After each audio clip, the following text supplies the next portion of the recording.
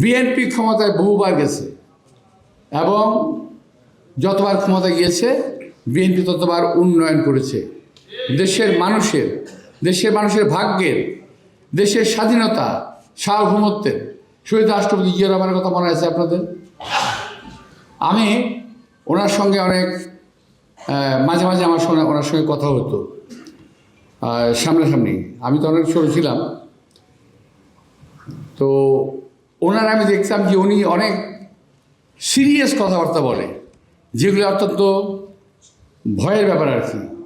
ছোটো ছিলাম তো ওনাকে আমি জিজ্ঞেস করলাম, স্যার আপনি এত বড় বড় দেশের সঙ্গে পাল্লা দিতে চান, এই একটি ছোট্ট একটা দেশ আমাদের, আপনি টিকতে পারবেন?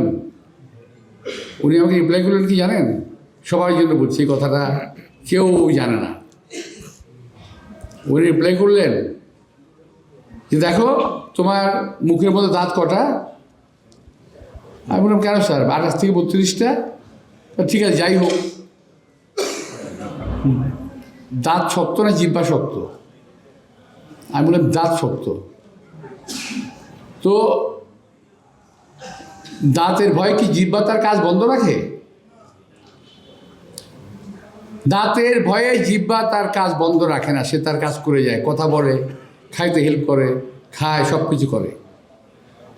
হ্যাঁ, মাঝে মাঝে টুকটাক কামড় তো লাগেই, ঠিক আছে, এটা আবার এটা প্রতিরোধ হয়ে যায়। তো ঠিক এই কথাটা বলেছিলেন, আমাকে বলেছিলেন, সম্ভবত সামনে কয়েকজন সাংবাদিক ছিল, আমার যদি ভুল না হয়। তো এই ধরনের ছোটো ছোটো অনেক এক্সাম্পল উনি দিয়েছিলেন। তো এই জন্যই ওনাকে আমাদের আশেপাশের দেশগুলো ওনাকে বাঁচতে দিল না।